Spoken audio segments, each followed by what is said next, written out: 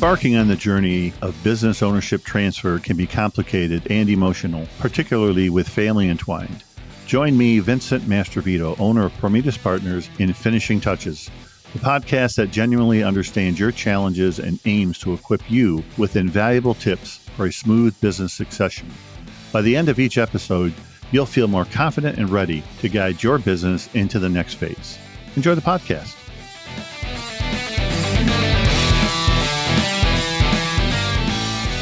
Welcome to another episode of Finishing Touches, the show where we talk about all things related to business and business transitions.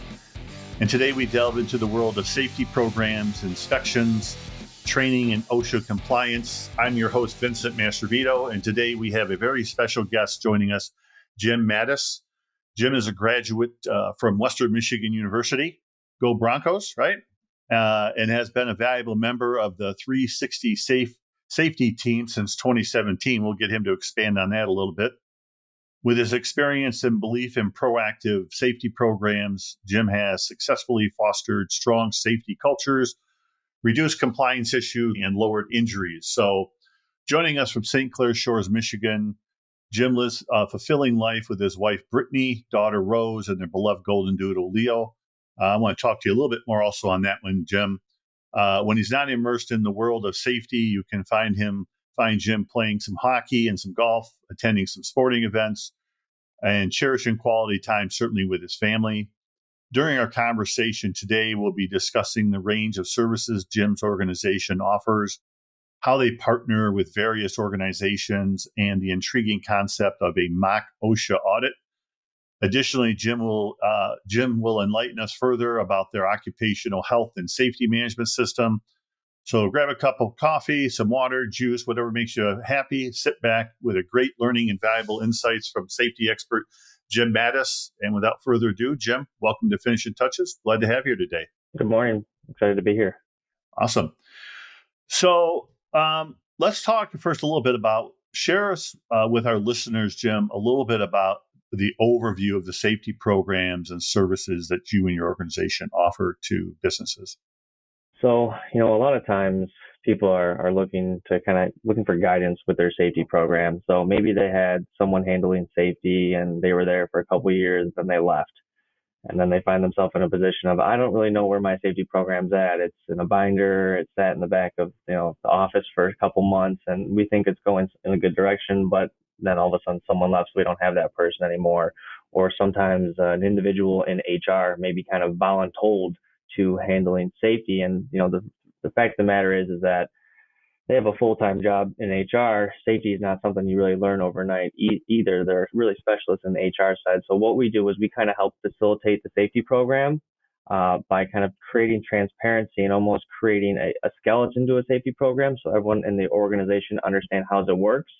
And they're essentially going to be the muscle of the safety program. So before we get things going, we do want to take a look at the current state of their safety program from a documentation side. It's extremely important from OSHA compliance to, have written programs, to have training records, just proof of things that you're doing. You could be doing everything right, but if you don't have any documentation of it, just like in a court of law, it never happens. So the idea is that we're trying to create that paper trail to document everything that we're doing for the safety program. So if we do have any, run-ins with OSHA, we can really paint this picture of everything that we're doing well. So our safety program as a whole, we do things a little bit differently than most. So we think safety is better run by the micro than the macro. So what we like to do is break down facilities into zones and then create zone leaders and give them roughly 30 to 60 minutes of safety responsibility every month. So safety is not just falling on one person and you put 200 people in a room and talk about safety. You're not going to really have a good success with that. So what we do is we manage it based on really the dynamic of the facility. So that's going to be fabrication, assembly, shipping and receiving, stamping, pressing. It just depends on the dynamic of the facility. And each zone roughly has 5 to 15 people in that zone. So we want to build teams so everyone's kind of involved with the safety culture. So then there's that kind of safety activity going on while we're not there. But when we are there, we typically support them by giving them a designated day every month. We come, fourth Thursday, second Wednesday, whatever we decide that day is. and we send them agenda ahead of time. So we're spending some time with those zone leaders as well, going through their areas, doing some safety inspections of our own that we share them with them. We help facilitate the safety committee meetings. So the idea is that everyone's starting to learn a little bit because there's so much of you don't know what you don't know when it comes to OSHA compliance. So when we do these walkthroughs with these zone leaders, we're educating them a little bit on some of the safety concerns in their area that they may not have thought about. Just trip hazards on the floor, housekeeping are little kind of low hanging fruit ones. But people fall and break a hip, and it's a major workers' comp claim, and those are the ones that are potentially avoidable. Sometimes you're dealing with heavy duty machinery and there's gears and things like that people don't really think twice about because they just, I'm just trying to do my job. But, there's, pulling hazards, or, you don't want to get a hair kind of pulled in from a gear or a shirt and things of that nature. So in short, we really kind of build the structure of the safety program. So it's kind of a plug and play system. So if you lose a supervisor or a safety manager or someone, everyone really understands how the program works. And we have those, zone leaders doing toolbox talks, PPE audits, and hazard audits once a month to kind of communicate with employees things that are going on. They want to be that person that they have an issue that they can come to. So when we do the toolbox talks, we write it for them. And they also have group check-in questions. What's one safety concern you have in your area?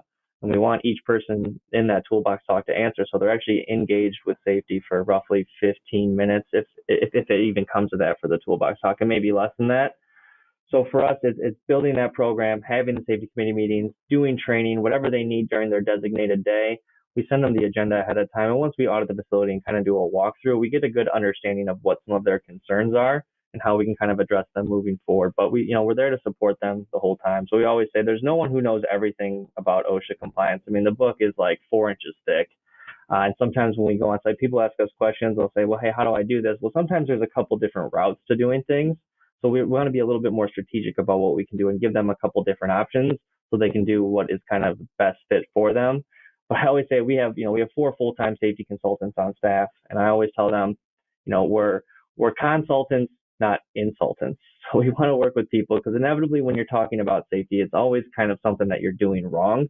So we want to be really diligent about how we're finding issues, and then we give the organization the opportunity to make the decision on the route they want to go with certain things, as opposed to sometimes when you're working with OSHA, you have 30 days to fix things or a certain time frame law.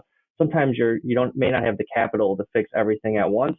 So we kind of develop a long-term strategy of how are we going to fix this stuff and what are we going to do in the meantime till we have the funds to kind of allocate towards that. So it's a pretty robust program and really focuses on employee involvement as well. Yeah, that's great. Let's talk a little bit. Can you spend a minute or so and talk a little bit about what is a mock OSHA audit?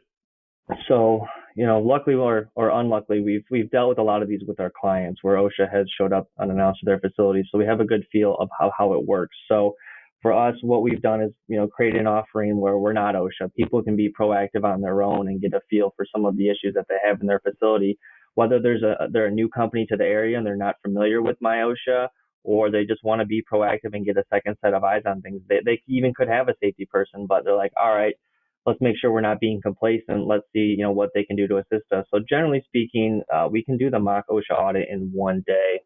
Prior to coming on site for the mock OSHA audit, we ask that they send us any, written programs, training records, kind of things I talked about in the beginning, just to see what the current documentation side of their program looks like. We can look at that stuff when we come on site.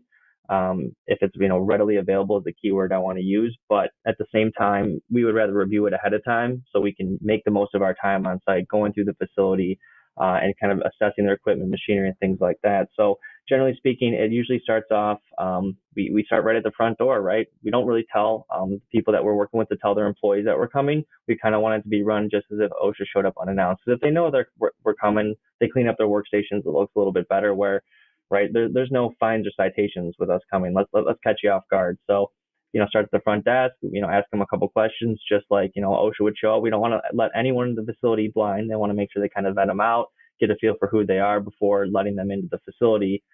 Then what we'll do is we'll have a quick opening conference. Hey, we're 360 Safety. We're here to do a mock OSHA audit. We are going to be taking pictures in your facility. We are going to be doing some employee interviews. But if there's anything that's proprietary that you don't want us to take a picture of, just let us know now. We don't take any pictures of finished product. It's all just the operation as a whole, but we want to give them that courtesy of, all right, if you don't want pictures, that's fine. We'll just document it in our report. So that conference takes, roughly 15, 20 minutes. We'll, usually interview someone in HR first right after that.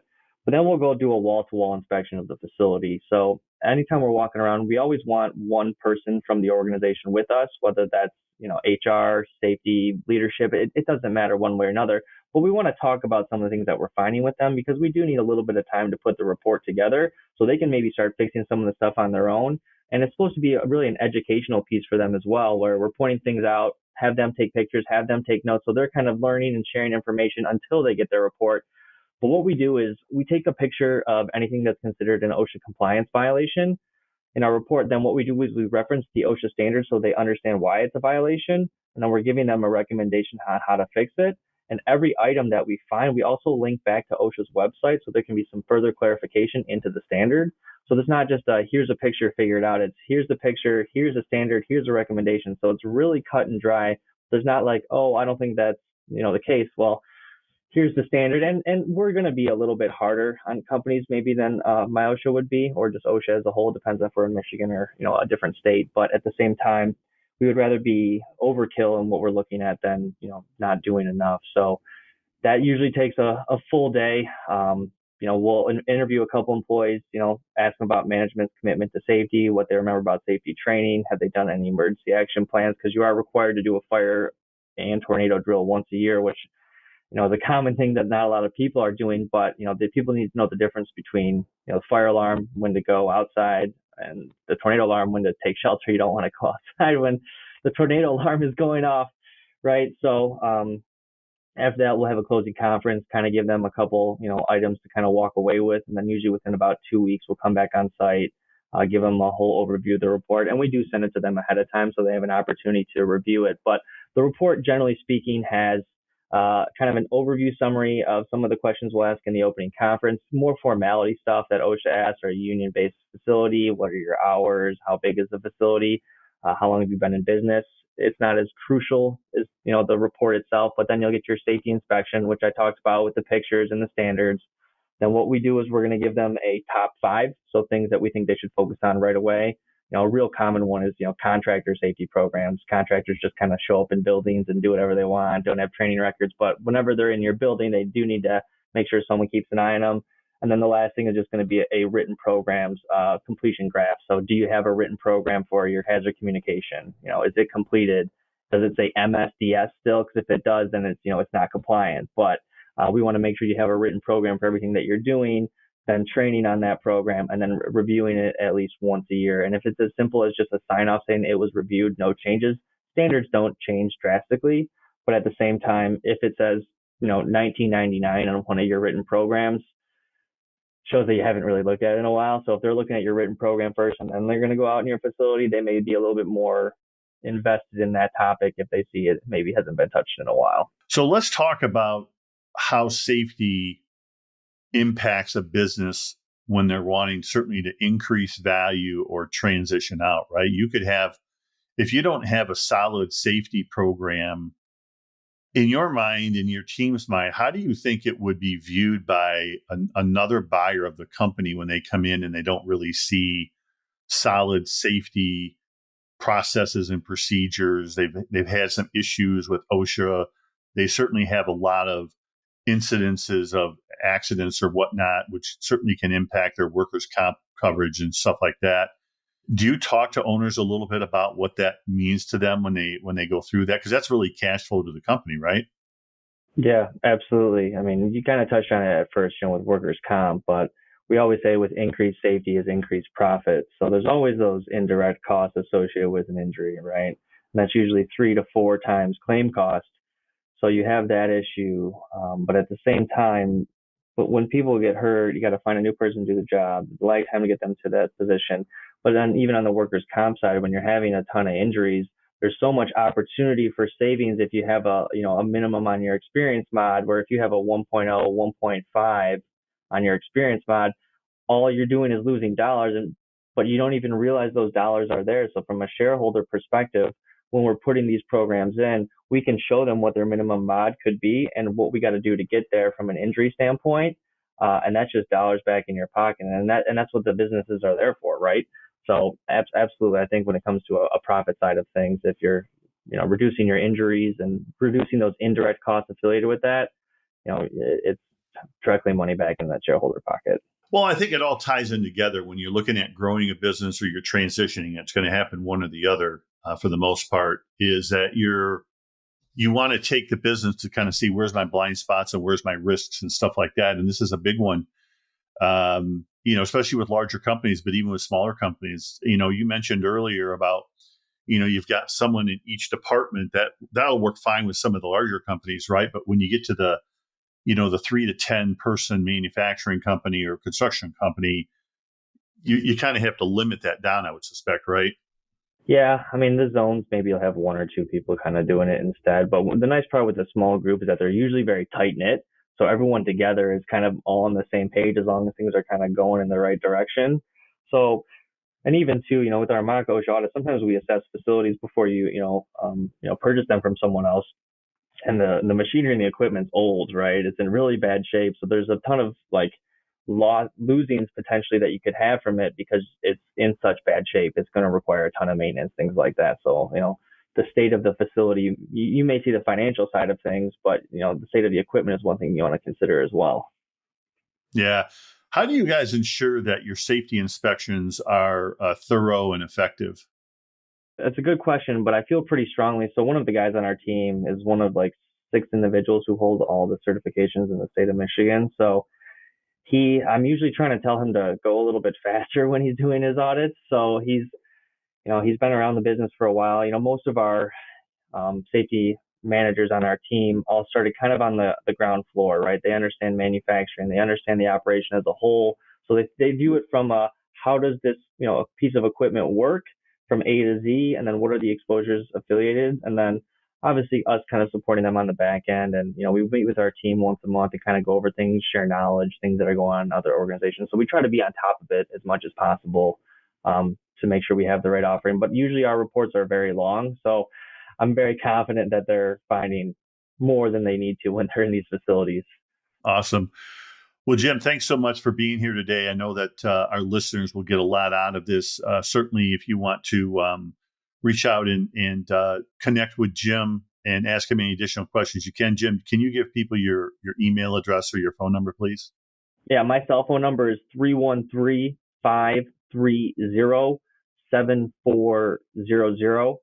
And then my email address is going to be jdmattis@360safety.com, which is J as in Jim, D as in David. My last name Mattis. That's M as in Mike, A as in Apple, T as in Tom, T as in Tom, E as in elevator, S as in Sam. And that's at 360 Safety, which is all spelled out THREESIXTY safety.com. And if you have any questions or looking for some guidance on anything, I'm always happy to have a quick conversation with you or point you in the right direction on anything too. Awesome. Thanks, Jim. Really appreciate that. So we hope you enjoyed this episode of Finishing Touches.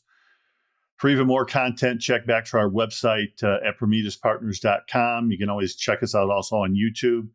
If you like our podcast and it's been helpful for you, please leave a review to help others discover us. And stay updated with the latest tips and insights. We look forward to accompanying you on your journey to a successful business transition in our next episode. Hope that everybody has a great week and enjoy your weekend. Thank you so much.